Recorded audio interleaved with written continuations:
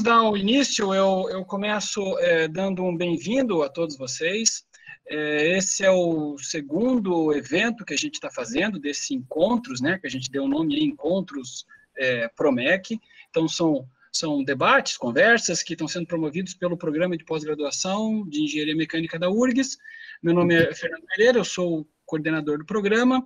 Eu começo, então, agradecendo aos organizadores, né, o professor Ney, o professor Paulo, o Saulo, que é nosso representante discente. A gente vai colocar aí no chat até o contato do Saulo, tá? Para quem quiser saber mais desses eventos, para quem quiser sugerir alguma coisa, a gente está aberto.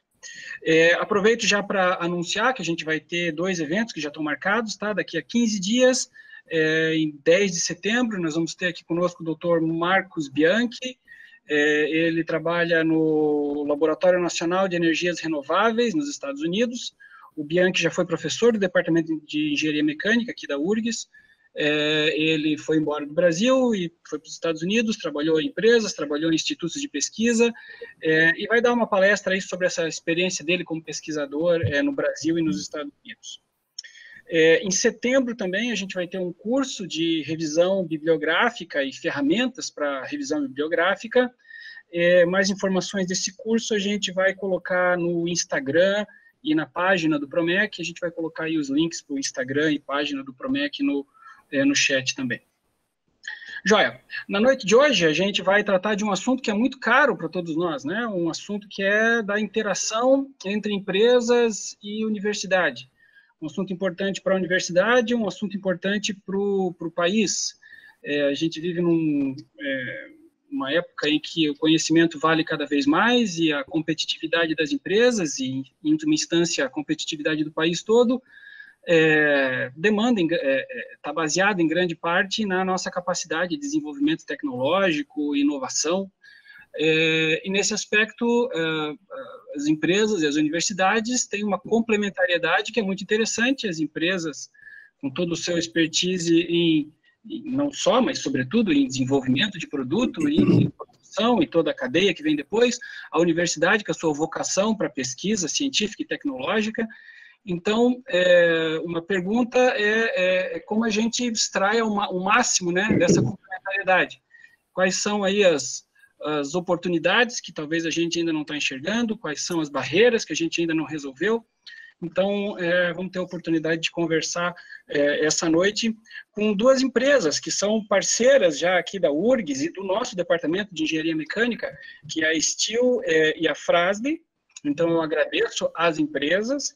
É uma grande honra recebê-las e agradeço aos representantes dessas empresas, né, que estão aqui conosco, que é o engenheiro Alexandre Silker, que é gerente de P&D da Steel, e o engenheiro Luciano Matoso, que é coordenador de engenharia de aplicação na Fras-le.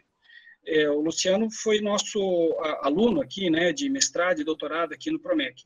Então, é uma grande honra receber vocês, tá? Honra receber pessoas que estão em postos chaves, né, nessas empresas, nessa relação empresa-universidade. Vamos aprender muito com vocês, certamente. É uma satisfação ver um ex-aluno nosso num posto-chave como esse, tá? É uma grande satisfação para a gente. E é isso, né? Tenho certeza que a gente vai ter uma conversa bem bacana nessa noite. Eu passo a palavra, então, para o Ney, que é quem vai organizar essa conversa, e é isso aí, Ney. A palavra está contigo. Obrigado, Fernando.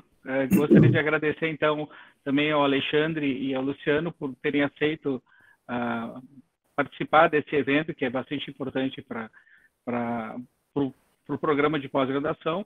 E a gente planejou, assim, inicialmente, uma apresentação individual e das empresas, né? Então, a gente, não sei quem gostaria de começar, se o Alexandre ou o Luciano. Luciano pode começar? Tá, pode ser, Luciano? Pode, sem problemas. Ok. Então, muito obrigado pela introdução, professor Fernando, Ney, Alexandre, uma boa noite. Deixa eu compartilhar a tela com vocês. Vocês conseguem visualizar? Sim. Perfeito. Então, Eu acho que eu vou começar primeiro apresentando a empresa. A Fras-le é uma empresa fabricante de materiais de fricção, né? Começou dessa forma, hoje tem um portfólio diversificado de produtos voltados ao ramo automotivo. E, especificamente aqui, eu vou destacar alguns aspectos relativos ao nosso desenvolvimento de produto para esse segmento, materiais de fricção. Pastilhas de freio, lonas de freio, revestimentos de embreagem, materiais para aplicação industrial, tudo aquilo que trabalha o contato, né, entre superfícies, principalmente a questão de freios, né, segurança no movimento. Uma prévia apresentação, eu sou realmente egresso da URGS, fiz engenharia mecânica, iniciando em 98, eu digo que eu entrei, mas nunca saí, né, porque fiz o mestrado, fiz o doutorado na instituição, e hoje tenho bastante orgulho de dizer que mantenho essa interação com a equipe do Promec, né, através da nossa parceria com a empresa em vários esforços de desenvolvimento de pesquisas aplicadas à nossa realidade. Minha formação, minha trajetória profissional, eu tive uma breve passagem pela Johnson Controls, em Gravataí, onde comecei minha carreira como engenheiro de aplicação. Fui para a Fras-le como engenheiro de ruídos e vibrações, NVH. Né? Na época eu fazia mestrado nessa área com o professor Tamanho. E em 2011 assumi o laboratório de ensaios físicos da empresa e depois a coordenação da engenharia de aplicação, CAE e PMO. Não está aqui, mas eu também me aventurei como professor, né? Passei 6 anos sendo professor da Unifitec, aqui em Caxias do Sul, no departamento de engenharia mecânica, e uma breve passagem também como empresário no ramo de cervejas, mas isso passou.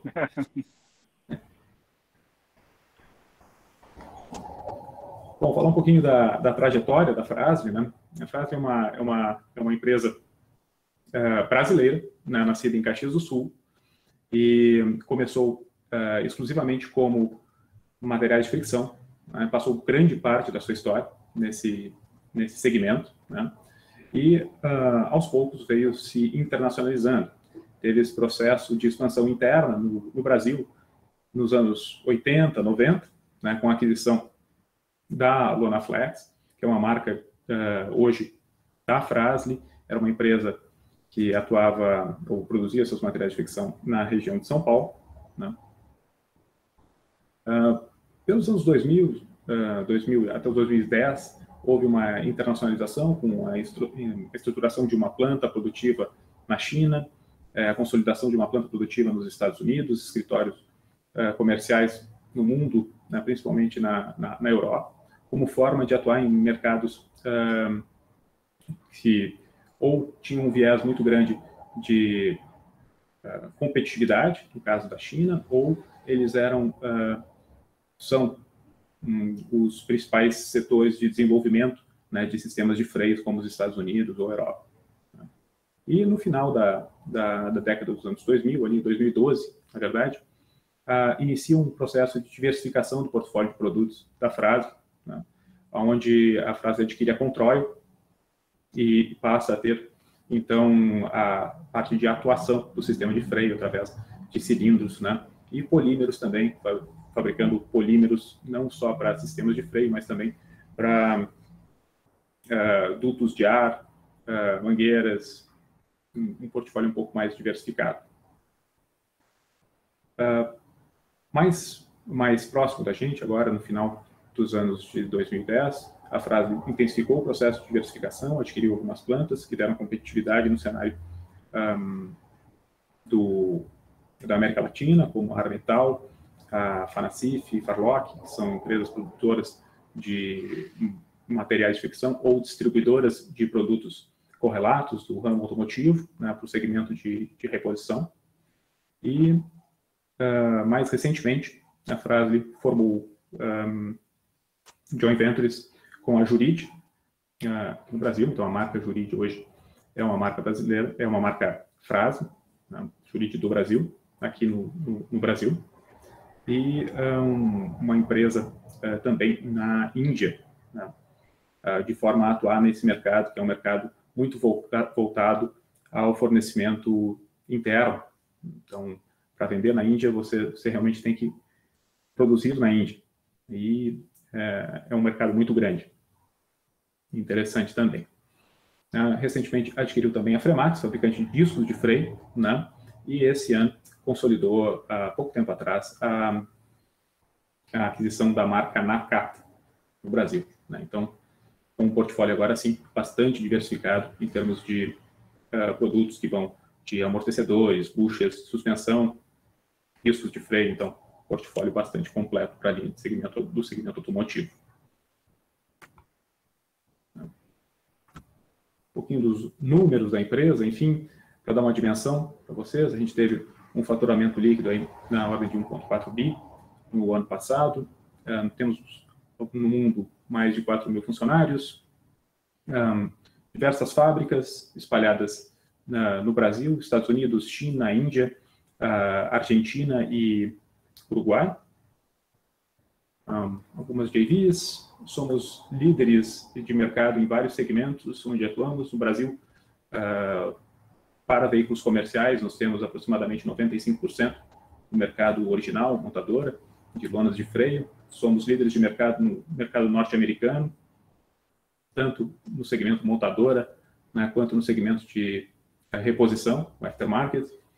Somos líderes de mercado também no segmento de aftermarket aqui no Brasil, né? Então, atuamos nas duas frentes, né? Tanto fornecimento direto a montadoras, quanto fornecimento ao mercado de reposição, o que garante a gente um equilíbrio bastante saudável em termos de mercado. Temos um centro de pesquisa e desenvolvimento aqui em Caxias do Sul. Eu vou apresentar um pouquinho detalhes um pouco maiores agora, né, com um campo de provas, que é uma iniciativa do Grupo Randon como um todo, né, a frase faz parte também do Grupo Randon, né, e atendemos mais de 120 países. Um pouquinho do footprint global da frase, né, e todas as suas atividades no Brasil e no mundo.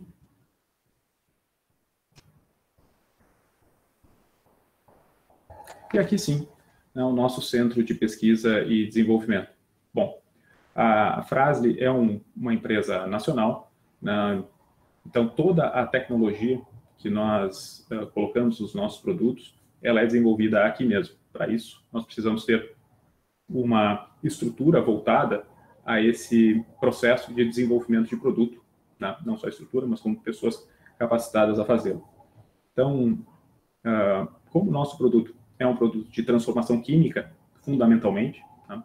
Pastilhas, lonas de freio, são produtos compósitos, né? Unidos, aglomerados por resinas.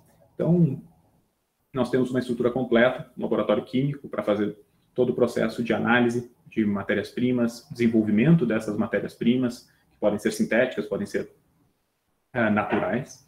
Tá? Todo o processo de engenharia reversa também, uma vez que nós atendemos mais de 120 países, é fundamental customizar produtos para as diferentes regiões onde tu vai atuar.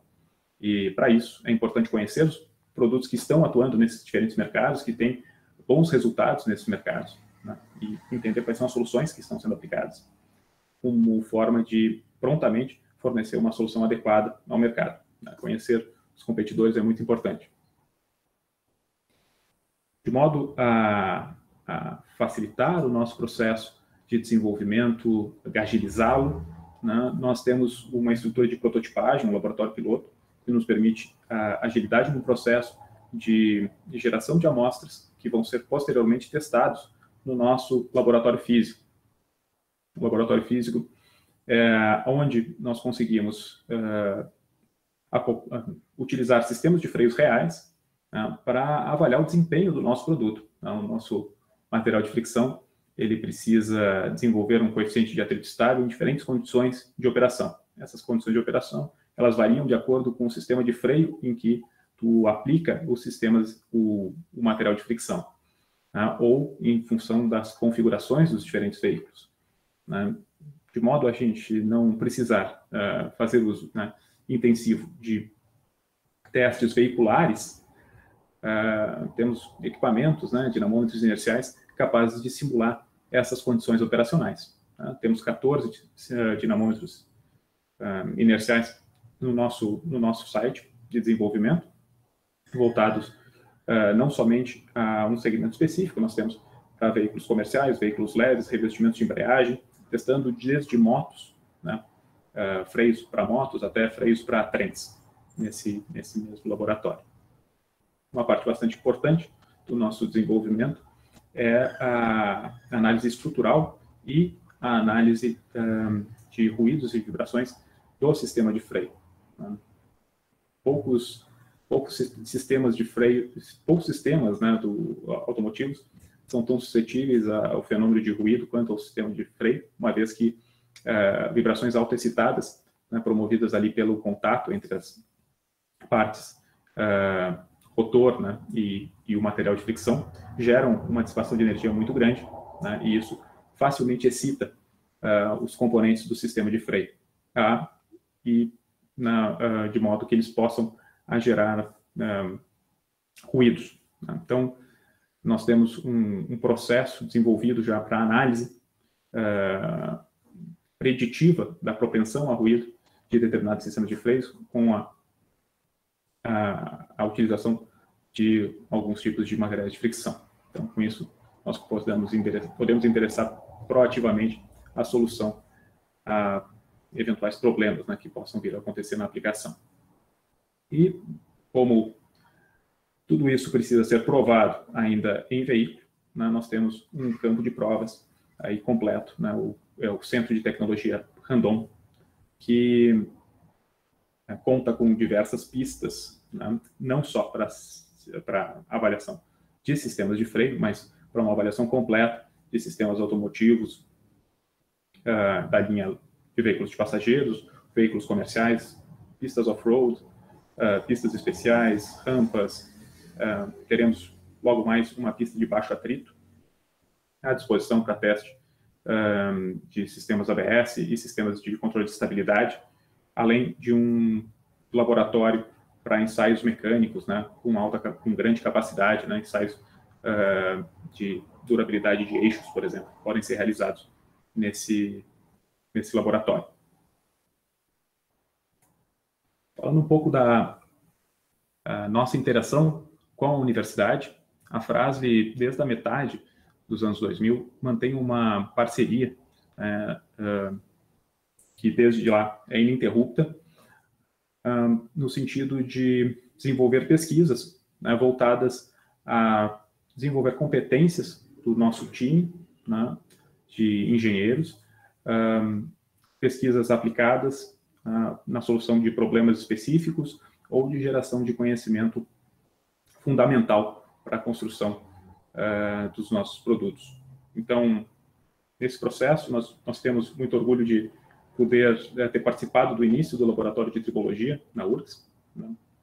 O professor Ney conseguiu dar espaço importante, junto com outros docentes na URGS, de compor esse laboratório, que hoje nos auxilia muito em desenvolvimento de tecnologia, e nós temos um resultado muito feliz dessa parceria, que pode ser medido em número de publicações. Nós temos, ao longo de 13 anos, 41 artigos publicados, sejam em revistas, né, revistas de alto impacto, como as que estão colocadas aqui, né? Coloquei a SAI aqui também porque é importante para a empresa, é um fórum muito importante de divulgação para a indústria.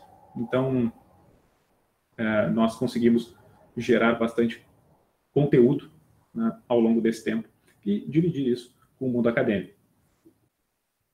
Ok, muito obrigado, Luciano. Excelente apresentação. Passaria agora, então, para a apresentação do Alexandre. Tá, então, bom, primeiro eu gostaria de agradecer a oportunidade de poder participar o nosso contato, o contato da URGS com a Steel, ele não é tão antigo assim, o contato para desenvolvimentos e pesquisas, porém, na Steel nós temos, em especial no Centro de Desenvolvimento, nós temos inúmeros egressos da universidade. Então, para mim, é sempre muito importante poder participar desse tipo de fórum com a universidade. Então, de novo, agradeço o convite. Então, primeiramente, eu vou falar um pouquinho, né, sobre a minha experiência. O meu nome é Alexandre Sickler, eu sou gerente de pesquisa e desenvolvimento da Steel aqui no Brasil. Eu trabalho na Steel, esse ano vão fazer 11 anos já. Antes da Steel, a minha experiência sempre foi em desenvolvimento de motores a combustão, sistemas de injeção eletrônica. Antes da Steel, eu trabalhei nas empresas MAHLE, Metal Leve, na Bosch e na Magneti Marelli, no Brasil e fora do Brasil também, no exterior. A minha formação é eletrônica, eu sou engenheiro eletricista, com MBA na FGV, em gestão industrial, gestão de processos industriais, e estou lutando para terminar o meu mestrado na área de produção da URGS, com a minha orientadora, que eu já vi que ela está aí também, a Carla. Então, eu já me puxo a orelha diretamente. Falando um pouquinho, então, passando um pouquinho agora a falar da Steel. A Steel, ela está no Brasil desde 1973, mas a Steel no mundo, ela foi fundada nos anos 20 por uma pessoa, né, por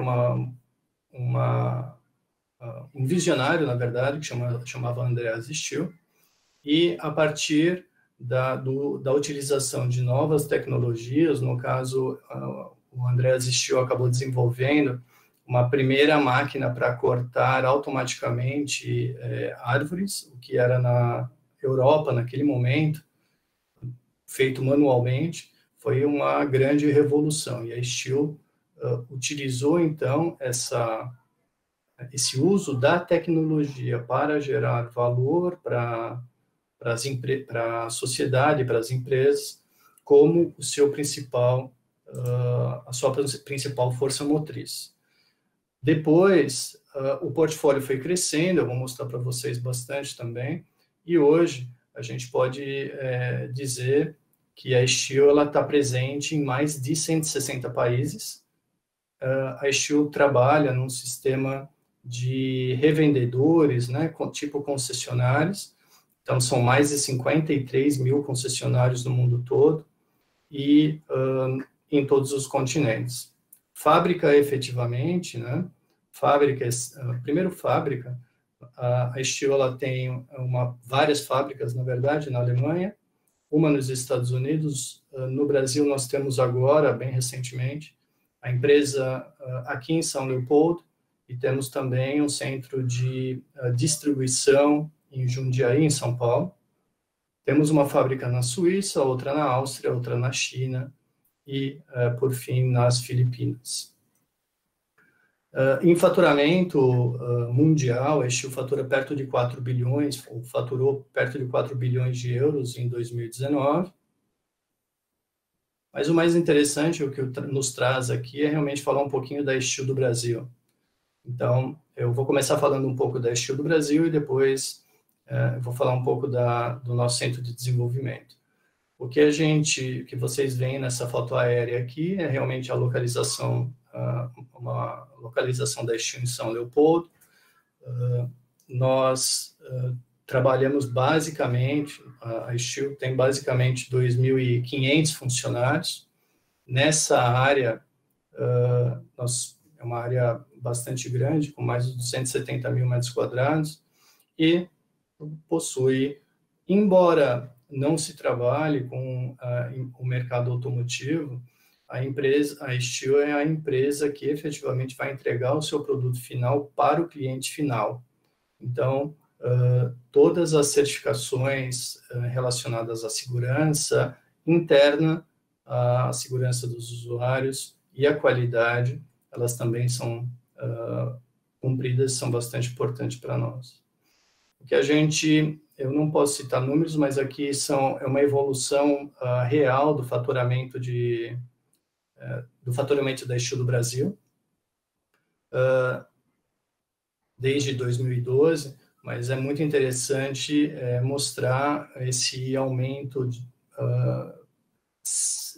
consistente do faturamento que a empresa vem desenvolvendo aqui, especificamente no Brasil, mas muito fortemente na América Latina.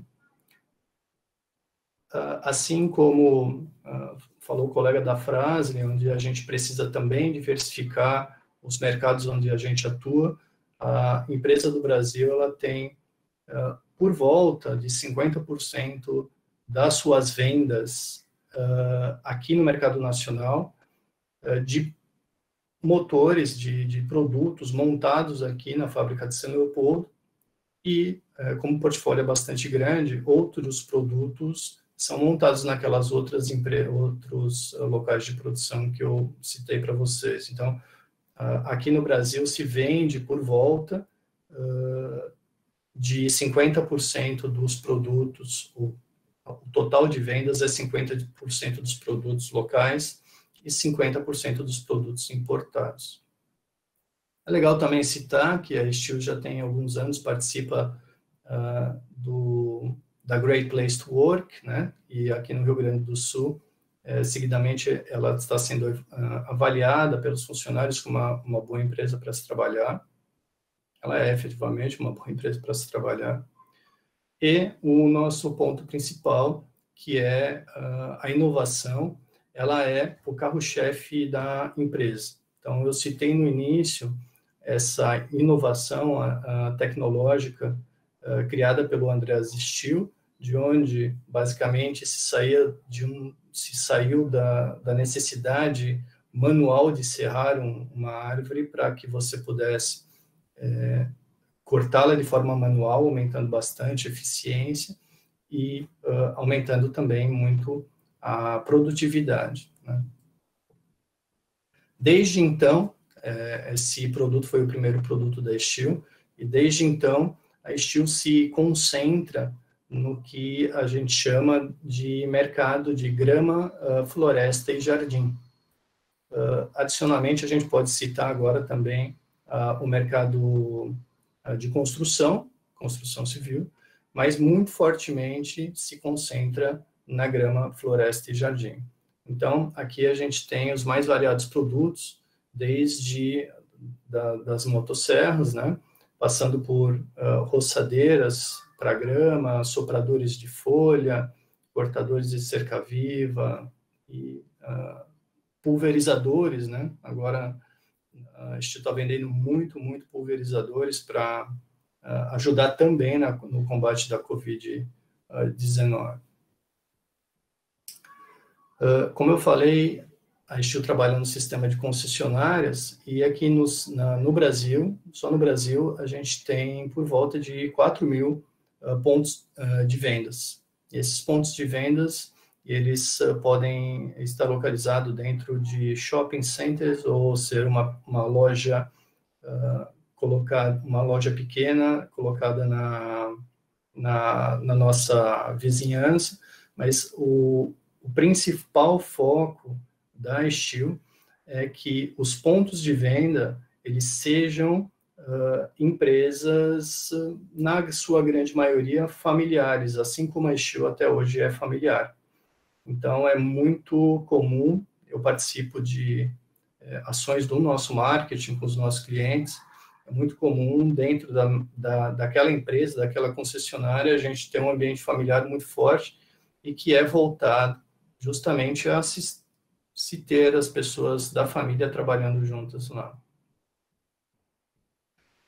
Como o produto que a gente desenvolve para o mercado, nós colocamos a tecnologia de ponta que se pode, que se tem disponível, que a gente tem disponível, tanto para o mercado hoje muito forte, né, para esse tipo de produto, o mercado de produtos a combustão, quanto para um mercado agora mais exigente, que utiliza produtos a bateria, produtos elétricos, né, principalmente o segmento do faça você mesmo, né, para pessoas que têm a sua própria chácara, é muito mais simples utilizar a bateria do que ter que comprar o combustível, o óleo e etc.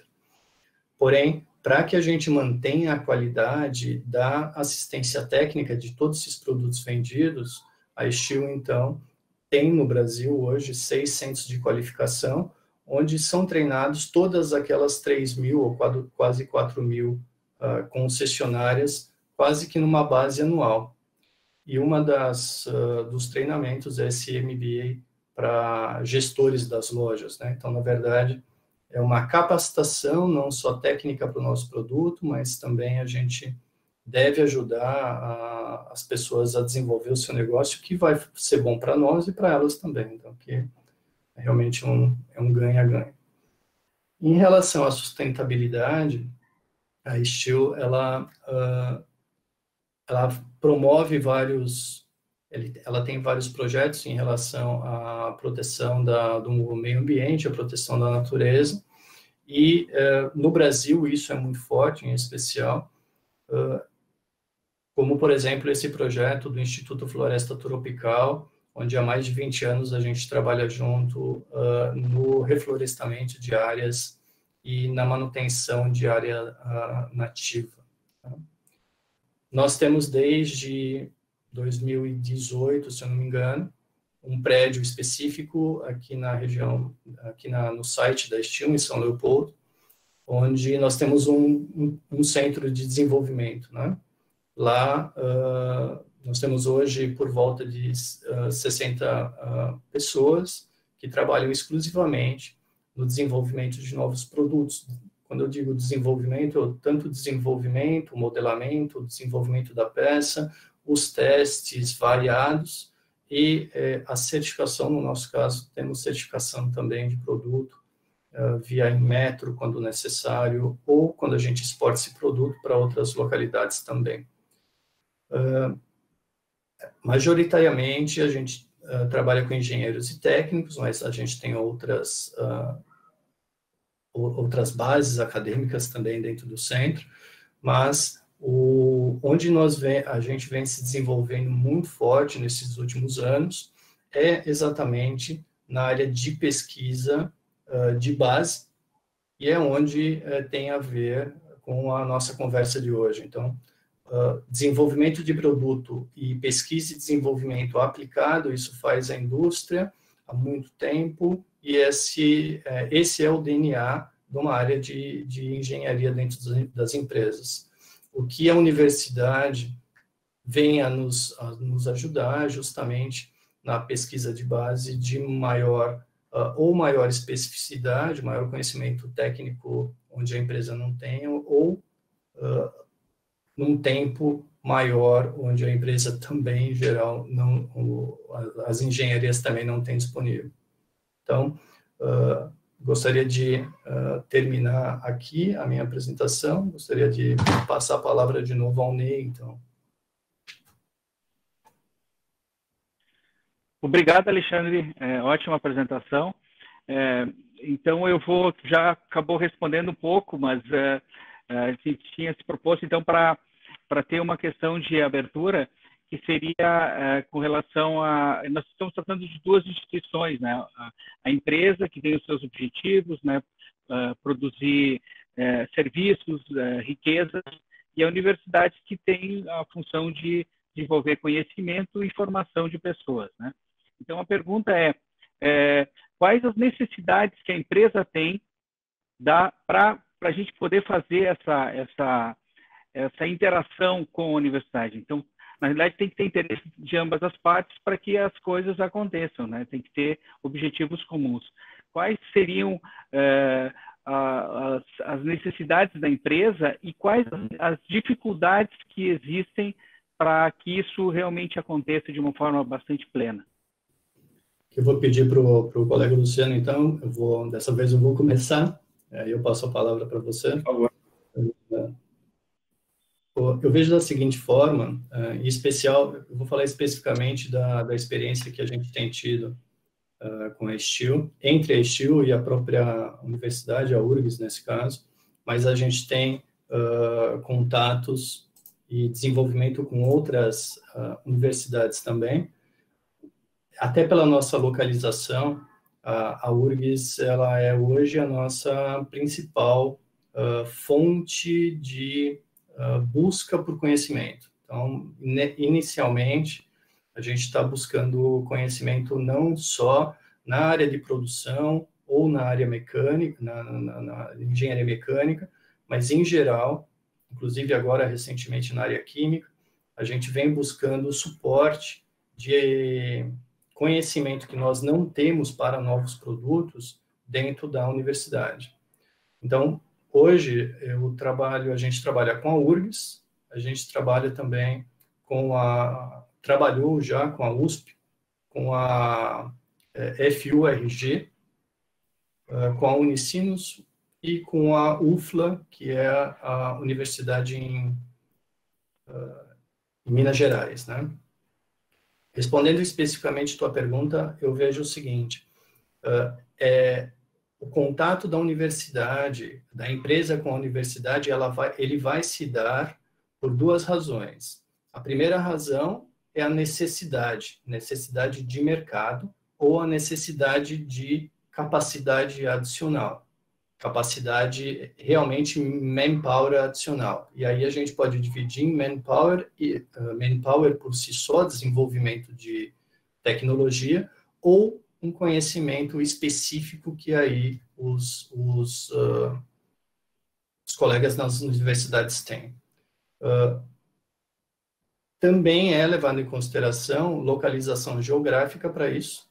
Por isso, nesse caso, a URGS tem o nosso grande parceiro, tende a ser ainda mais.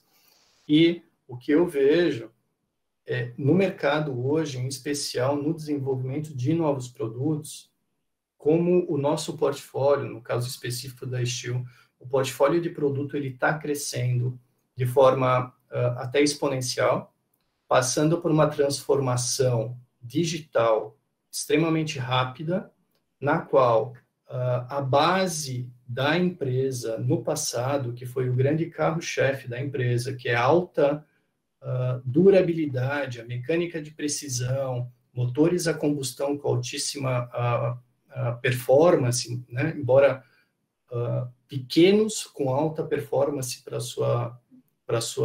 o seu tamanho, esse valor, é claro, ele continua sendo vendido, ele continua sendo importante e vai continuar por muitos anos. Porém, como centro de pesquisa, a gente tem que virar a chave e buscar as novas tecnologias. Nesse momento, a tecnologia voltada a produtos à bateria, até o apelo ambiental que isso traz, de produtos à bateria para se substituir produtos a combustão é muito forte. Aliado a isso, então a gente teria a saída da base mecânica para uma base mais elétrica, eletrônica, e aliado a isso nós temos também a digitalização, ou seja, a servitização, que vem muito forte.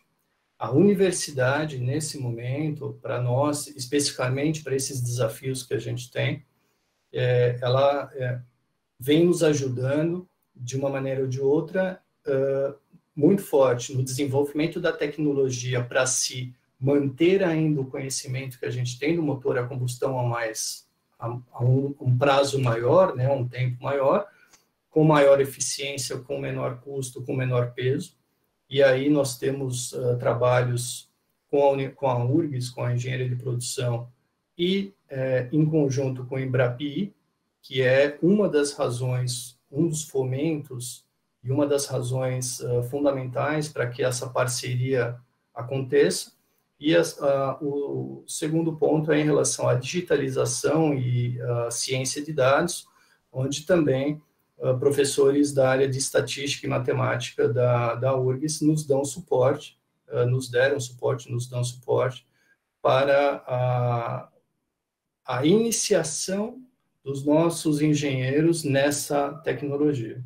Então, se a gente pudesse resumir, a necessidade aliada ao fomento do governo federal e a disponibilidade ao reconhecimento dessa universidade como uma referência naquele problema que a gente tem a resolver.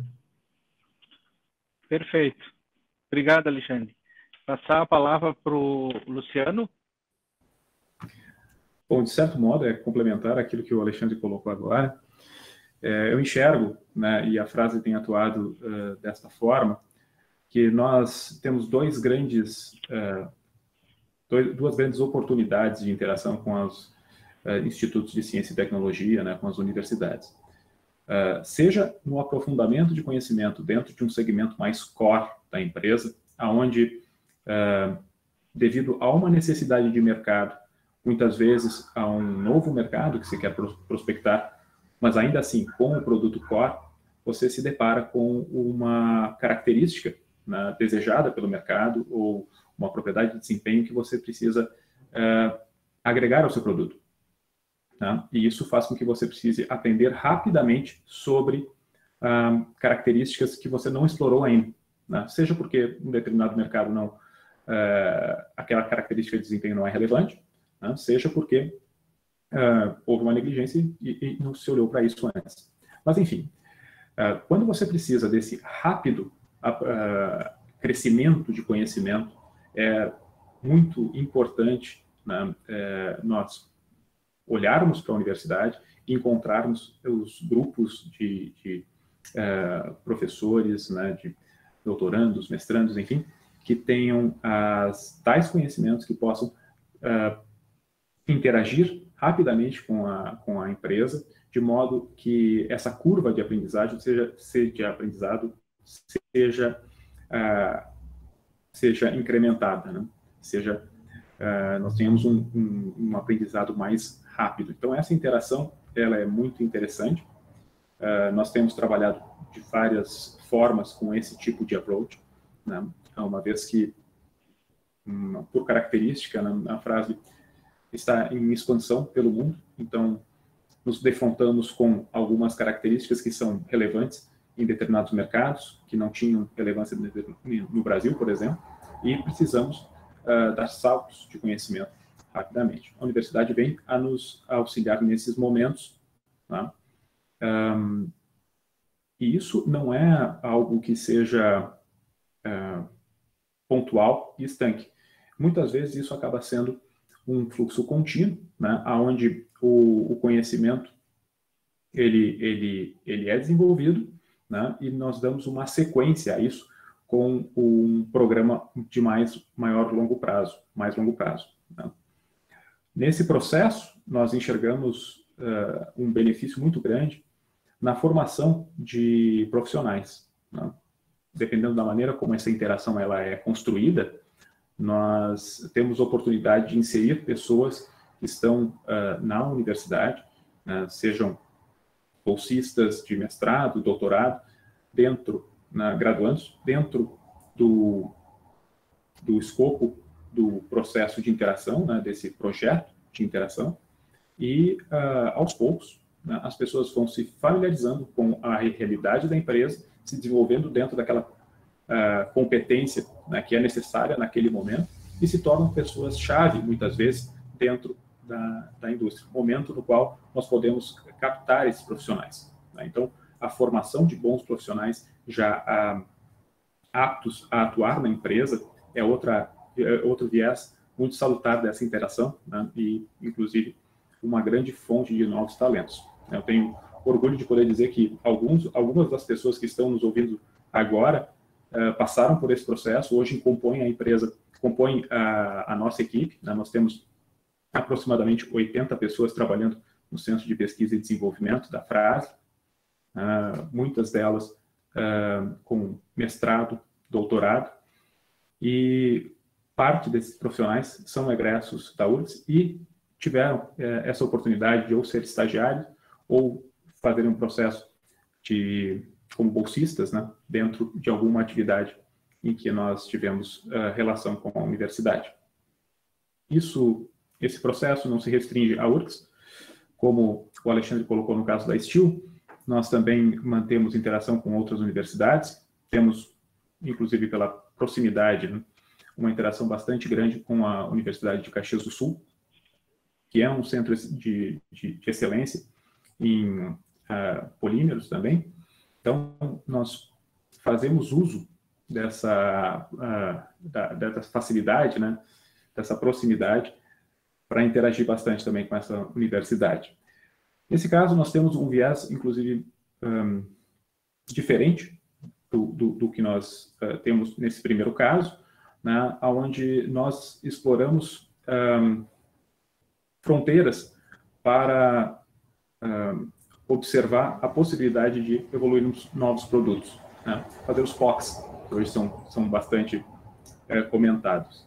Então, é uma forma também de que nós podemos experimentar segmentos que são adjacentes ao nosso negócio, né, mas para os quais nós não temos tecnologia desenvolvida ainda, e encontramos numa universidade um campo muito fértil para que nós possamos interagir com profissionais, de novo, com um conhecimento específico a respeito daquilo, né, e possamos dimensionar rapidamente ou fazer rapidamente uma prova de conceito de algum novo produto, né, que tenhamos interesse em desenvolver. Então, essas duas formas de interação, né, são aquilo que nós temos explorado ultimamente.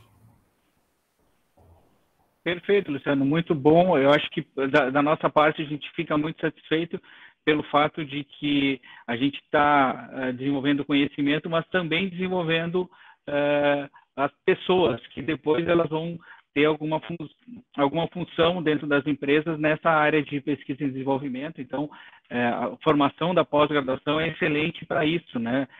Tem o viés acadêmico, mas também tem o viés que depois pode ter um aproveitamento na indústria. Isso é excelente. Isso é cada vez mais indissociável, eu diria. Hoje em dia, o aprofundamento técnico se faz necessário dentro do cenário de competitividade do nosso mercado, né? Então, profissionais que tenham essa formação, né, e a gente consegue dar uma formação cada vez mais específica justamente por essa interação, são fundamentais para que a empresa possa crescer. Uhum. Ok. Eu vou abrir a pergunta para Paulo, Fernando, se alguém quiser, ou já tem perguntas dos ouvintes. Eu acho que eu posso fazer um questionamento aqui. Acho que vai nesse sentido de que vocês já estavam falando aí, tá? Queria explorar um pouquinho mais isso. Eu estava olhando assim o número no Brasil, por exemplo, né? O número de doutores por 100 mil habitantes. Ele é 7,6.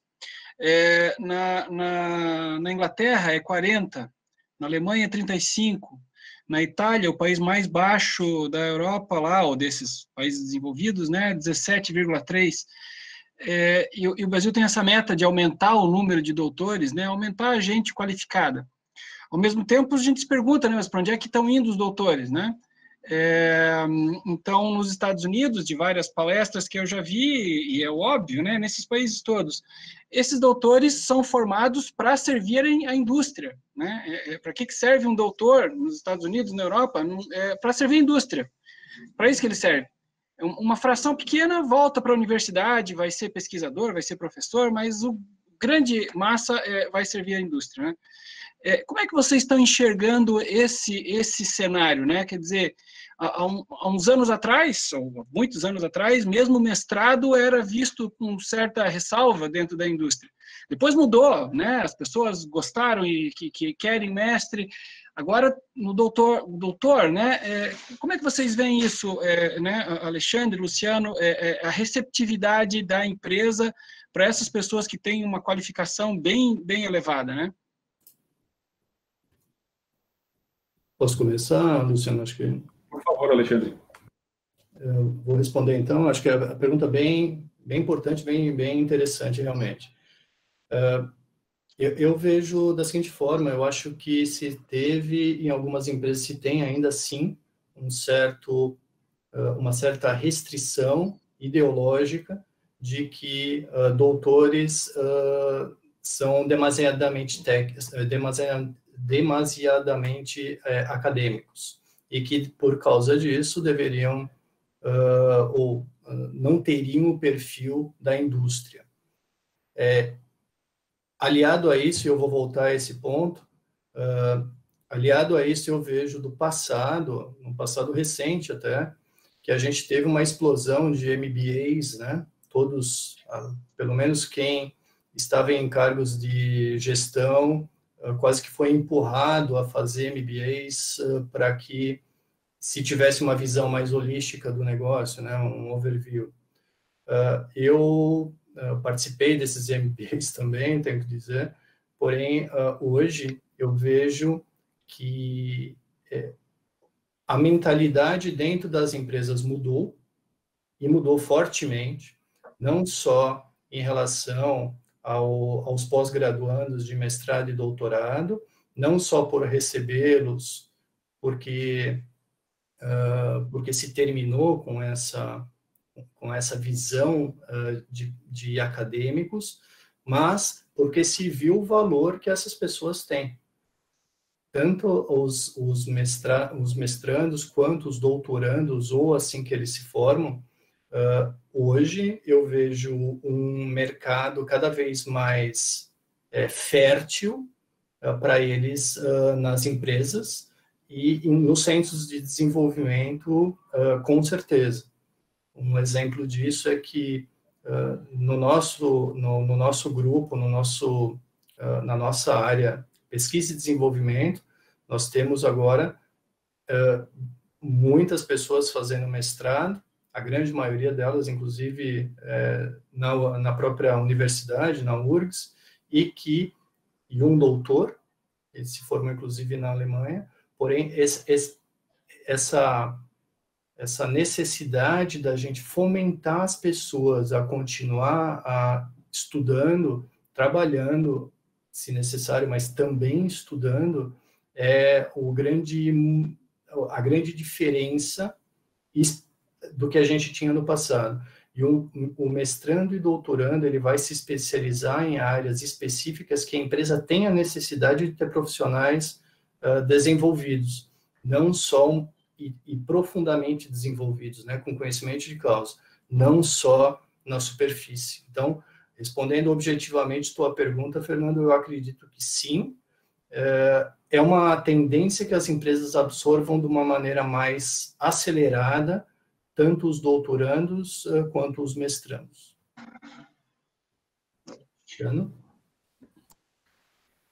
Bom, eu acho que isso é uma imposição do mercado, inclusive. Nós estamos vivendo um ambiente muito mais competitivo. O Brasil, pela sua própria condição hoje, se tornou um polo exportador, e nós estamos competindo em países em que essa cultura já é estabelecida. Né? Então, nós nos defrontamos com os limites daquilo que nós conseguimos fazer como técnicos empíricos. E precisamos do conhecimento para dar o passo seguinte. Da mesma forma, eu entendo que as universidades têm sido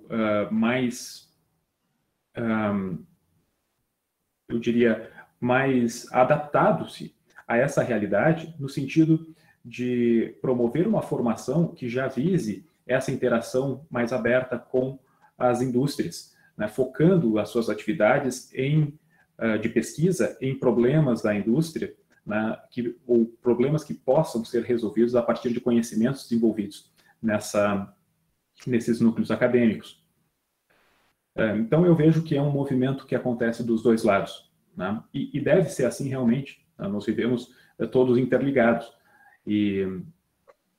Então, eu vejo que isso é um movimento sem volta, essa resistência que talvez houvesse no passado, essa dicotomia, né, entre dois mundos distintos, isso cada vez mais deve ser desconstruído, e nós vamos ver, sim, essa interação se aprofundando, por uma simples razão: é necessário, é importante, é fundamental para que nós consigamos ter a competitividade que vai nos alavancar. As indústrias estão sempre buscando a competitividade dentro do seu segmento, né? E nesse momento, isso requer profissionais qualificados. O mestrado traz isso, um doutorado traz isso, não só a qualificação técnica, o mindset, a capacidade de rapidamente observar e reagir de uma forma coerente a um determinado problema, buscando a sua solução. É um treinamento que se faz ao longo dos 4 anos de um mestrado, dos 4 anos de um doutorado, né? Então, nós percebemos como um movimento sem volta. Tanto é que hoje nós incentivamos muito a que os nossos profissionais se juntem às universidades e façam um mestrado, façam um doutorado, né? Nós temos vários casos disso, temos doutorandos nesse momento, né? Temos mestrandos também no nosso grupo. Fico muito satisfeito em ouvir, né, vocês dois colocar as coisas dessa maneira, de ter um entendimento tão alinhado com o entendimento que a gente tem também, né? Claro que a gente sabe que barreiras ainda existem, que elas vão ter que ser superadas, né? Mas fico muito feliz em ouvir a visão de vocês dessa maneira, né? E acho que os alunos aí ficaram todos muito satisfeitos também em ouvir a visão de vocês, né? E do mercado, né? Do espaço que a formação que a gente está dando pode abrir para eles. Tem perguntas, Fernando. Paulo, vai lá. Tem perguntas. Olha, tem uma pergunta, pessoal, aqui é o Paulo Schneider. Tem uma pergunta do Guilherme Sira que não foi combinada. Tá? Então, preparem-se. E é para o Luciano. Se a Frasle tem um programa oficial para bolsas de mestrados e doutorados, juro, a gente não perguntou isso. Não pediu isso. Com as universidades. Se sim, como é que ele é estruturado? Luciano. Perfeito. Nós não temos um programa oficial, certo? Nós temos algumas bolsas que foram construídas dentro de programas específicos de interação com algumas universidades, onde dentro do programa nós tivemos algumas bolsas oferecidas para desenvolvimento dentro de algum segmento específico, né, que era pertinente àquele projeto. Tá? Mas um programa estruturado e em fluxo contínuo para isso, não temos. O que nós fazemos, né, com o nosso time é fomentar que isso aconteça, né? Muitos deles são egressos da URGS, então já continuam fazendo o seu mestrado e, eventualmente, doutorado na instituição. Então, para isso, nós temos um horário completamente flexível para que seja possível fazer essa formação, né? Mesmo estando atuando em Caxias. Muito obrigado. Aproveitando essa deixa do Guilherme, eu passo também essa pergunta para o Alexandre. A Steel, ela trabalha com um subsídio para a educação.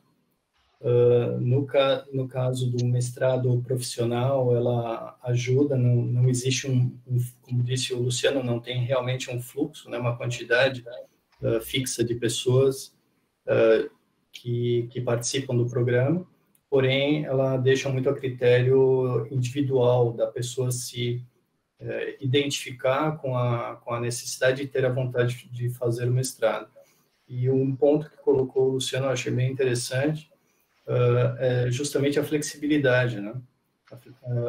A gente sabe do horário flexível que tanto os mestrandos quanto doutorandos precisam ter para participação nas aulas.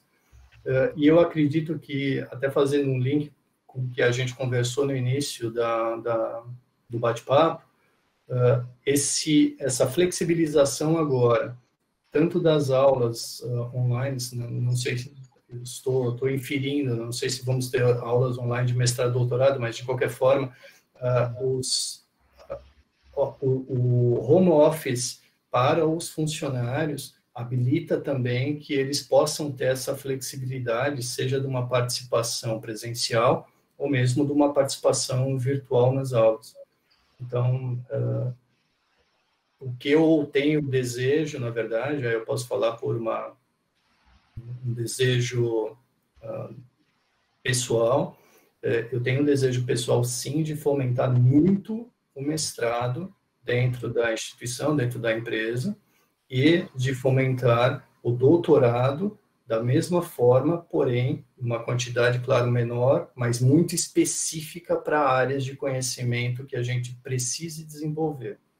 O que o Luciano falou também, eu gravei, eu achei muito interessante, a palavra para mim, bateu corretinho, quanto à utilização, à absorção, na verdade, de mestrandos e doutorandos nas empresas, o que ele falou, não tem espaço mais para empirismo, os técnicos empíricos. É caro, é muito mais barato a gente investir na formação dessas pessoas e que essas pessoas depois tenham base técnica acadêmica para poder julgar se a gente vai precisar investir num teste ABC do que fazer o teste ABC todas as vezes.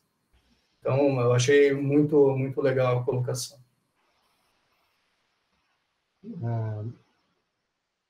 O Lovato perguntando se existe atualmente...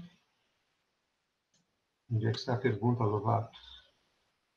Mas se existe atualmente, ou como intenção para o futuro, o desenvolvimento de trabalhos de conclusão, dissertações e teses sobre temas propostos pela empresa, sendo aluno de graduação como estagiário, graduado como funcionário em tempo integral?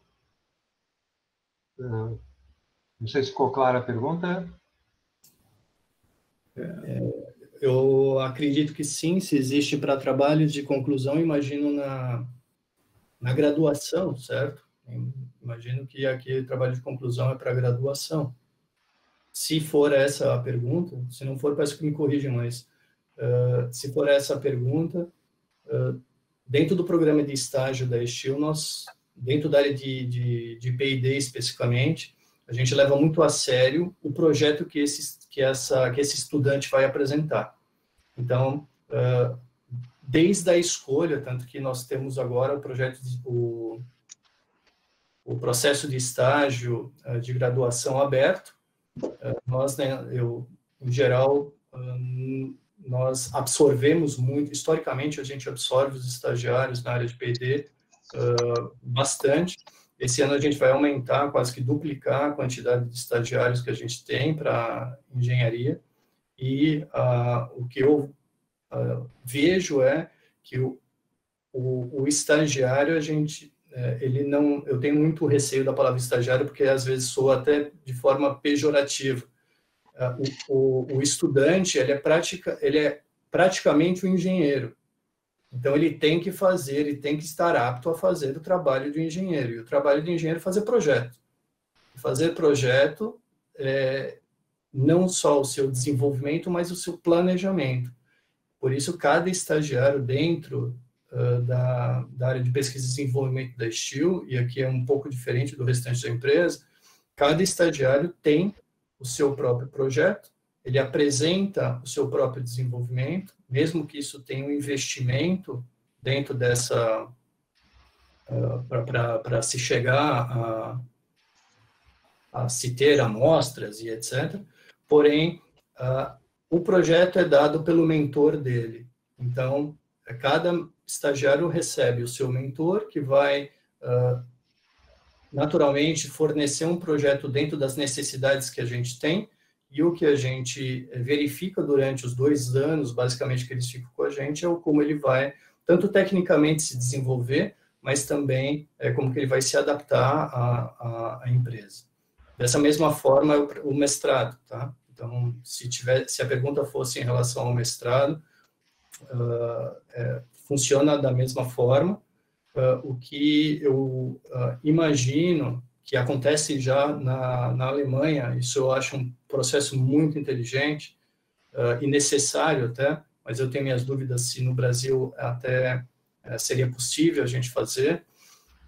Eu tenho lá uma quantidade grande de problemas de resolução não tão avançada, porém eu não tenho manpower para isso, e a gente pode utilizar, sim, uma mão de obra capacitada, qualificada, como são os estudantes, para desenvolver o seu TCC em cima disso. Então, eles fechariam o seu TCC em cima disso, ganharia a empresa também pelo desenvolvimento do tema, assim. Então, espero ter, dessa forma, respondido a pergunta. Eu gostaria até de ampliar um pouquinho a pergunta do Lovato, no final das contas, pensando no que já foi comentado até tem problemas de curto prazo, tem problemas de longo prazo, tem coisas que seria interessante fazer, mas tem um risco elevado, né? A empresa não tem todo o tempo disponível na sua equipe para trabalhar. Vocês têm enxergado esse tipo de coisa? Quer dizer, a universidade tem...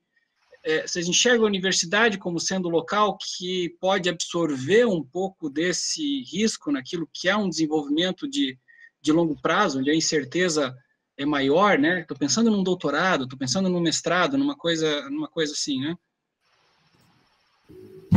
Luciano pode, acho que é a sua vez agora. Com relação à questão dos estagiários, eu acho que o Alexandre colocou muito bem, mais ou menos a maneira como nós atuamos também. Com certeza estamos totalmente abertos a que seja construído um trabalho de conclusão dentro de uma temática proposta pela empresa. E normalmente nós temos uma hierarquia que se assemelha um tanto quanto ao que nós temos dentro de um meio acadêmico, com mestrandos, doutorandos. O tema macro ele é o mesmo, né? Existem partes do trabalho sendo feitas por bolsistas, mestrandos, doutorandos, né? E nesse contexto se inserem também os estagiários. Mas, sim, eu acho. Perdão? Eu vou aproveitar, então. Eu vi que a pergunta é boa. Nós vamos ter reunião com os alunos de TCC amanhã. Os TCCs da mecânica. Se, eventualmente, for interesse de vocês, quiserem nos escrever dando temas, tá? A gente pode divulgar, a gente pode transformar isso como o nosso primeiro laboratório de interação rápida, são TCCs de um semestre, né, mas que poderiam já, de alguma forma, dar o pontapé, certo? A minha dúvida aqui, na verdade, quando eu disse que eu não sei se no Brasil é possível, eu não sei se... Aqui eu estou pensando juridicamente, né? Eu não sei se a empresa pode ceder o espaço sem o estudante ser funcionário para fazer o trabalho. Então, eu só gostaria de ter um tempinho para esclarecer isso, mas do ponto de vista de desenvolvimento, eu posso afirmar que teria interesse, sim. É como eles fazem na Alemanha, né? As empresas publicam os problemas e os estagiários ou mestrandos, doutorandos, eles veem os problemas, se interessam e procuram a empresa para trabalhar naquela área, para resolver aquele problema. Então, eu acho um processo muito inteligente deles. Gostaria também de aproveitar e responder um pouquinho da pergunta sobre o tempo, Fernando, né? Você me perguntou sobre curto, médio, longo prazo. Aqui eu acho que depende um pouco da maturidade da empresa e da visão estratégica, o quão madura a visão estratégica da empresa está para suas áreas de pesquisa. É claro, é muito fácil, é o nosso dia a dia, a gente conseguir ter estudos para 6 meses ou até para 2 anos. Então, respondendo a tua pergunta, até o período de 2 anos, é muito fácil a gente definir temas e a gente saber até quais áreas de pesquisa a gente poderia tanto financiar, quanto quanto fomentar internamente, com os nossos recursos, né, disponibilizar recursos de laboratório, de dados para os mestrandos, porque eles estariam dentro de uma zona confortável para nós, P&D, vermos o retorno disso. A pesquisa de 4 anos, eu vejo que ela, sim, ela é,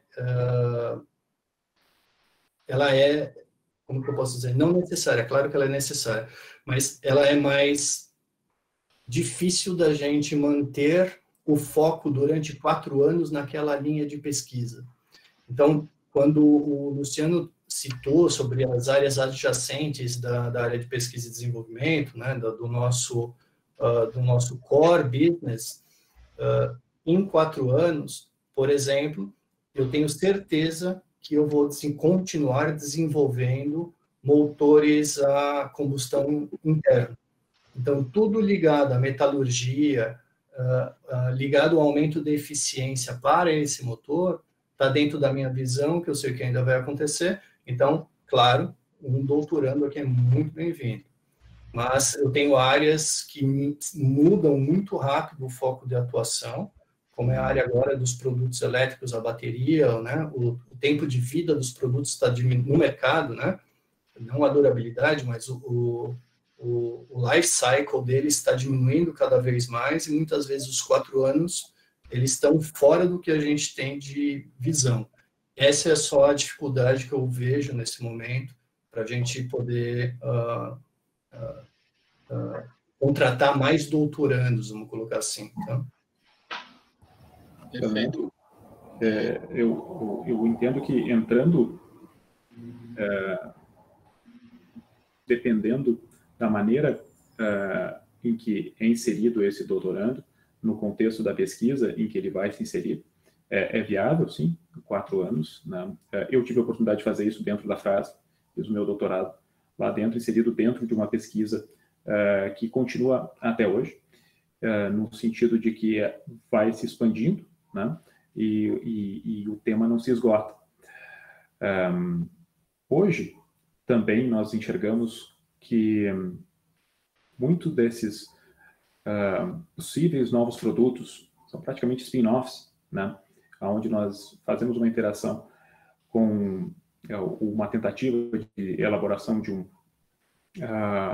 produto novo, disruptivo, né? E vemos uma viabilidade, e aí sim nós conseguimos concentrar vários mestrados e vários doutorados em cima dessa temática, porque é uma construção inovadora, né? Um produto inovador, né? Nós temos isso nesse momento sendo constituído, sendo executado dentro da FRASP, e isso tem um processo longo de maturação de tecnologia, que com certeza pode absorver várias pesquisas de longo prazo, né? Que vão envolver não somente o desenvolvimento do próprio produto, mas o desenvolvimento das tecnologias de processo, por exemplo, que são necessárias para viabilizar esse produto. Então, realmente, depende daquilo que a empresa se propõe a fazer no sentido de inovação, no sentido de aprofundamento a respeito das tecnologias existentes. Obrigado. Temos uma pergunta na sequência do Lisandro Mavers, que eu vejo que está na mesma linha da anterior e das respostas, que é, atualmente, se as empresas quiserem estabelecer parcerias com alunos de mestrado e doutorado, para que eles trabalhem em assuntos de interesse da empresa, quais os passos ela deve seguir? Pergunto, pois poderia haver um programa específico de mestrados e doutorados profissionais, acho que aí volta para aquilo que o Alexandre acabou de citar, onde as empresas apresentam problemas que gostariam de ser resolvidos e no momento da inscrição do aluno já existam essas opções de assuntos disponíveis. Hoje em dia, como é feita essa decisão de assuntos da indústria? Essa é a pergunta. O mestrado profissional hoje ele já está disponível, né? Então, várias universidades oferecem o mestrado profissional. O que eu vejo que a gente não tem, é muito parecido com aquilo que a gente falou dos graduandos, o que não tem são os desafios que a empresa tem para vencer nesses espaços de tempo, né, 6 meses, 2 anos, 4 anos, oferecidos às universidades para captação de recursos. O que nós tivemos, muito parecido com isso, foi, recentemente, um programa de doutorado voltado à indústria, se eu não me engano, que buscou ideias ou problemas do mercado para que a gente pudesse, para que as empresas, então, oferecessem os problemas, né, se eu não me engano, foi para o CNPq, e então o CNPq divulgaria aquilo de alguma forma, que aí eu não sei, acho que os professores podem me ajudar depois, isso seria divulgado e, então, o doutorando, o candidato a doutor ou a mestre, ele se interessaria pelo tema e teria, inclusive, uma bolsa parcialmente paga pela empresa, parcialmente paga pelo CNPq. Então, esse é um modelo que é o melhor modelo que eu vi voltado a essa necessidade da indústria de resolver problemas reais, que já existem, não uma pesquisa avançada sobre um tema que a gente ainda não conhece. Então, acho que sabe como chamava, Fernando? Nova Talentos. Tá, esse programa. Acho que tem um edital agora com esse foco, que é o MyDai, né, do Eu acho que é esse. Foi a professora Carla, inclusive, da área de produção que informou. Ela encabeçou a montagem do projeto da URGS, né? Então, de fato, esse tanto mestrado como doutorado, nos dois casos, tem a bolsa como a contrapartida da empresa. Sim. É um ótimo programa, sem dúvida nenhuma. Exatamente, né? A iniciativa Inova Talentos do CNPq, mas eu acho que é um ponto muito interessante para que possa haver esse contato entre os profissionais, desde graduandos, né? Ele pode absorver, graduandos, mestrandos, doutorandos, né? Para a solução de problemas específicos, realmente. Acho que é o sentido do fomento, né, que vocês já tinham citado como um ponto importante. Paulo, fica à vontade aí. Temos mais perguntas. Tem uma pergunta do Saulo Garret, que eu vou aproveitar e pegar o fim dela, que é a síntese, que é como a empresa investiga, como é que ela possui investigadores que caçam talentos em meio ao mundo da pós-graduação. Bom, isso é muito... olha, nós contamos muito com os professores, tá? Essa é a realidade. Eu acho que essa é a principal porta de entrada, né? Quando nós temos uma interação que é contínua e nós conhecemos os principais professores dos laboratórios, né? Onde esses profissionais, esses mestrandos, ou enfim, doutorandos, estão inseridos, a principal eu acho que ponto de contato são os próprios professores, né, que fazem muitas vezes a propaganda, né, dos seus alunos, né? E não somente dessa forma, mas também interagindo dentro dos projetos de pesquisa, né? Seja dentro do laboratório, não precisa ser exatamente dentro da indústria, mas dentro dos laboratórios, tomando contato com as necessidades da empresa e, enfim, nós conseguimos observar isso, né? O Saulo está me chamando a atenção que ele gostaria que eu fizesse a pergunta inteira, que é qual o perfil esperado de um pós-graduando formado, que não tenha desenvolvido suas pesquisas acerca dos problemas da empresa. Essa é a pergunta dele. Se a empresa estuda, então, a adequação desses perfis para inseri-los em seu quadro técnico ou precisa necessariamente ter desenvolvido suas investigações acerca dos assuntos tema da empresa. Eu acredito que não nesse caso. Primeiro, eu vou dividir minha resposta em duas partes. A primeira, sobre se existe um programa caça-talento. Eu vou ser menos político que o colega Luciano aqui. Eu vou dizer que realmente não tem. Então, nós não temos. qual que é o contato que a indústria tem com as universidades. Ele é um contato bem esporádico e baseado no conhecimento que os egressos trouxeram para a empresa ou de projetos que foram desenvolvidos em conjunto. Então, isso é um ponto, talvez, de melhoria, se a gente pode colocar assim, que seria efetivamente um fórum onde nós pudéssemos, nós empresas, né, nós pudéssemos, então, conhecer as áreas de pesquisa da universidade e que, eventualmente, lá mesmo, nós pudéssemos até identificar áreas de trabalho conjunto. Vou passar a minha experiência. Eu realmente vou buscar a universidade ou em áreas que eu tenho um problema que eu não conheço, né? Um problema real que eu não conheço, ou em áreas que eu preciso de um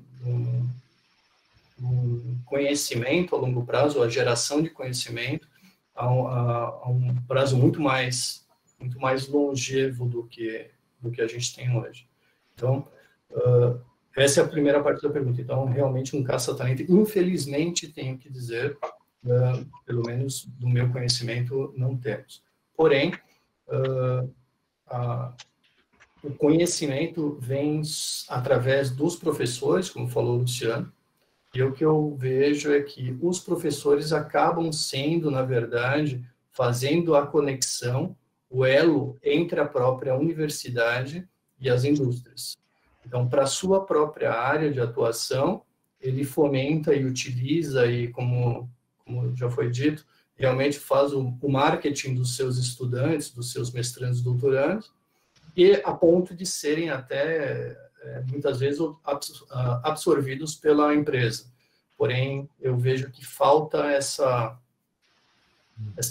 eu gosto muito de uma forma sistemática, né, de que a gente possa se encontrar. Então, a gente coloca as necessidades, a universidade poderia colocar as suas áreas de pesquisa, e em função disso a gente poderia até pensar em pesquisas diferentes, em áreas de pesquisa diferentes. Nesse sentido, eu vejo que o professor Herbert Gomes, que fez essa pergunta, também vai ligando e pergunta quais os temas atuais de interesse da STIL e da Fras-le para a pesquisa, para um mestrando, para um doutorando e o mesmo para um TCC. Então, respondendo especificamente para a STIL, uma área que nós estamos desenvolvendo, né? A gente já tem uma grande experiência na Alemanha. Nós temos uma colega chamada Paula, que ela está desenvolvendo, egressa, inclusive, da URGS, da área de materiais, que ela está desenvolvendo mestrado agora nessa área também, que é exatamente a área de tribologia, né? Então, a área do contato entre materiais, ou a ciência do contato entre materiais, ela é para nós, para o mercado de combustão, de produtos a combustão, uma área onde eu posso ver doutorandos e mestrandos vários anos para frente, que a gente consegue achar temas para eles. Uma outra área que está se desenvolvendo muito rapidamente, e que eu particularmente tenho interesse muito grande, um interesse pessoal também muito grande, é a área de desenvolvimento, aí não na mecânica mais, mas a área de machine learning e análise de grandes bases de dados. Então, como eu disse no início, a empresa está passando agora de um conhecimento mecânico especializado muito profundo para um conhecimento elétrico, que a gente ainda está se desenvolvendo nisso, mas principalmente para a utilização desses dados e como gerar valor através desses dados.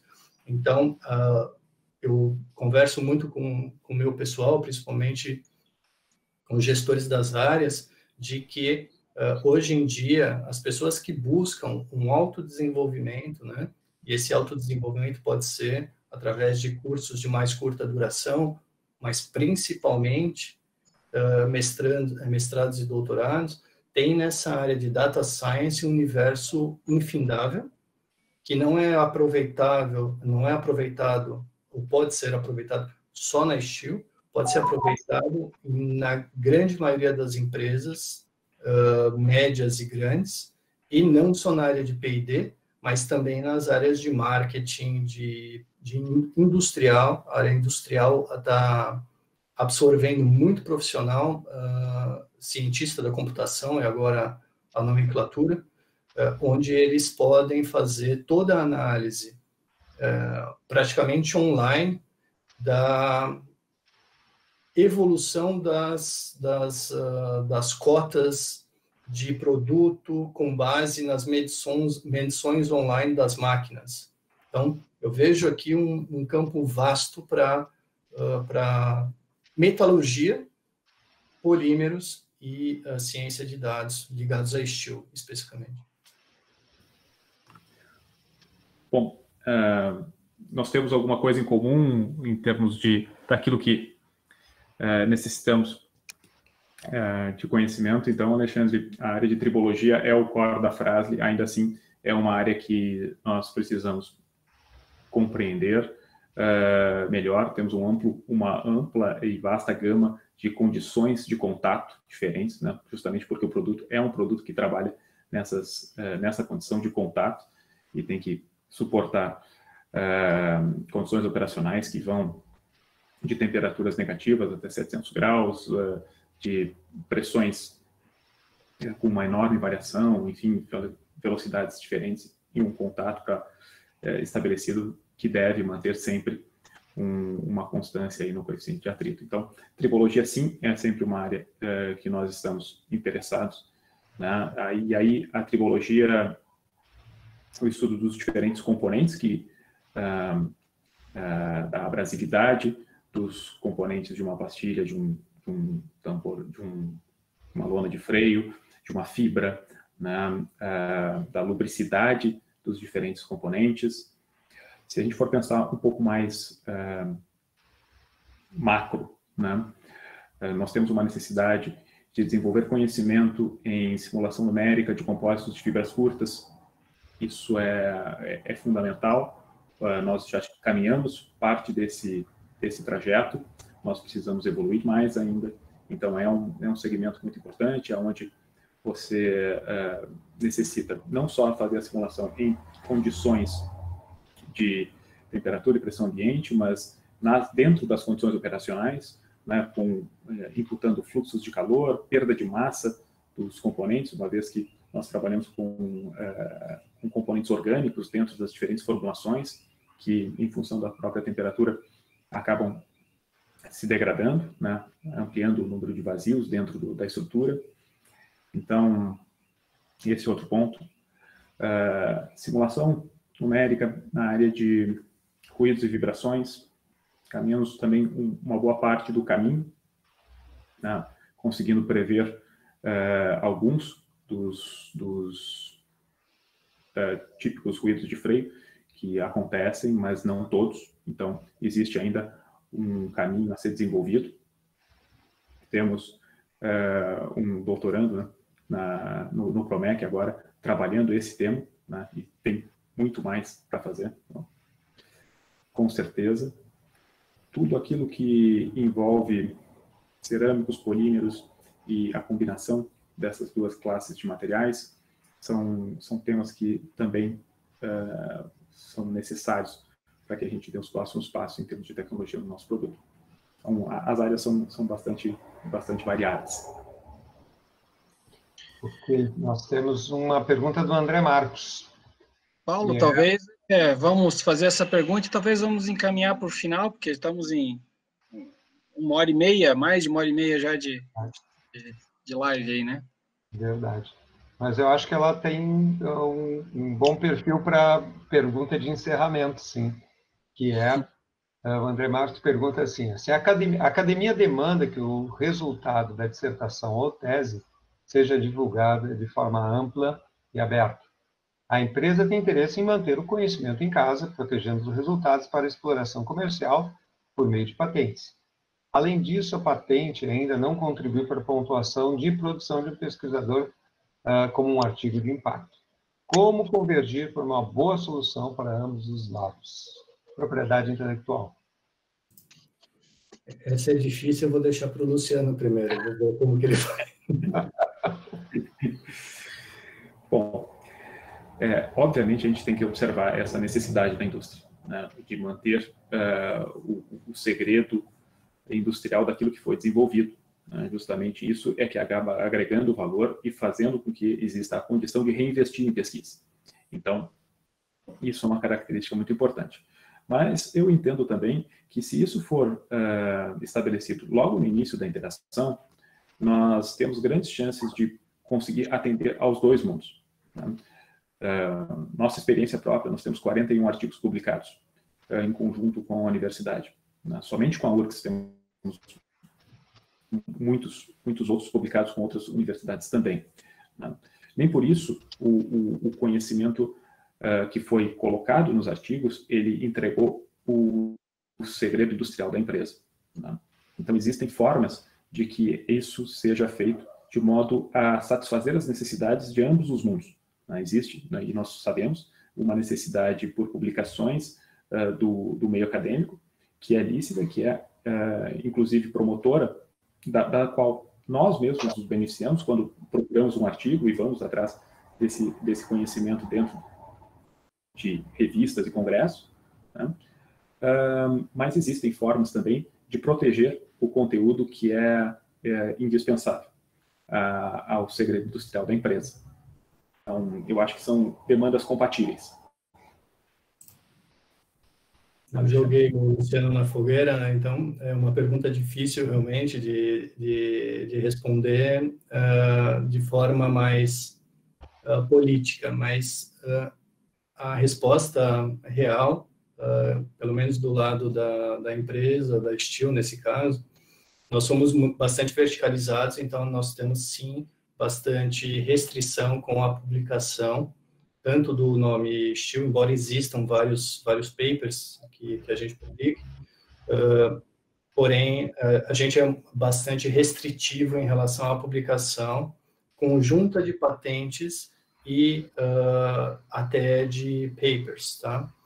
Porém, eu vejo sim um meio do caminho aqui, onde se de antemão foi conversado entre ambas as partes, de que a geração daquele conhecimento, se não tiver em confronto com que a empresa, com o core business da empresa, ou com a geração de receita da empresa, se não tiver esse confronto, não se tem problema, se publica, inclusive a Steel participa junto. No caso de ser especificamente de publicações acadêmicas, né?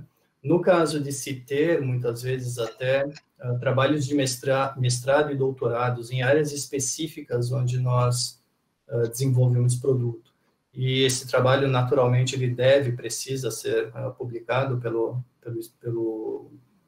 mestrando, doutorando.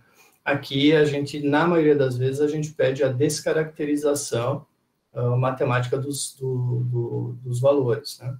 Então, aqui a gente acaba realmente não entregando o segredo industrial desenvolvido ou que a gente pensa em patentear ou em desenvolver. Então, esse é o ponto relacionado a como é tratado especificamente pela Steel, né? Como eu disse, passei em outras empresas, a tratativa é diferente, mas a Steel é bastante centralizada e focalizada no desenvolvimento, ou até pouco tempo atrás, no desenvolvimento de conhecimento interno, sem grandes divulgações. Com relação a patentes, também se acorda inicialmente a patente e não se tem problema de se patentear esse assunto em conjunto, desde que, novamente, se a Steel investiu, que não venha a ser patenteado algum assunto que a Steel vai desenvolver. Conciliar esses dois mundos, que eu brinquei no começo, que é o difícil. A empresa ela tem a necessidade da geração de patente para proteger a sua propriedade intelectual, e aqui ela tem a intenção e tem a motivação de patentear, porém, a empresa não tem a intenção de gerar, ou não tem a intenção de gerar grandes volumes de papers acadêmicos, pelas razões que eu disse já. Embora se a gente procurar nos mais variados journals, a gente sempre vai achar alguma pesquisa que a STIL fez, mas na grande maioria voltado ao trabalho dos doutorandos, mestrandos. Então, tem sempre um acordo inicial. Perfeito. Ney, você gostaria de falar uma palavra de encerramento? Eu achei assim sensacional a oportunidade, acho que todo mundo aproveitou bem, e no caso a gente tem uma parceria, né, começando agora com a STIL e com a FLASE já tem há bastante tempo. Só uma colocação com relação a essa questão dos prazos, né, que uma forma que a gente achou para desenvolver uma tese de doutorado, está acontecendo uma tese de doutorado agora, ela não tá sendo, digamos, diretamente relacionado com a FRASLE, né? Mas esse aluno ele está trabalhando em temas com a FRASLE, outros temas menores, onde aquilo que ele está tirando dali serve para o contexto dele da tese. Então, não existe um projeto específico para a tese, mas o aluno do doutorado está trabalhando num projeto menor, onde ele está podendo aplicar, então ele consegue utilizar aquele projeto menor como um estudo de caso, onde ele vai dali, ele vai tirar comprovações para a pesquisa que ele está fazendo, né? E um grande benefício disso é que a gente tem condições de fazer muito trabalho experimental dentro da indústria, utilizando os equipamentos que tem nas indústrias, que a gente não teria condições de fazer na universidade. Então, para nós, isso é uma oportunidade excelente, né? E com relação à publicação, eu acho que sempre tem formas de publicar, né? A gente sempre conseguiu publicar bem com a FRASLE.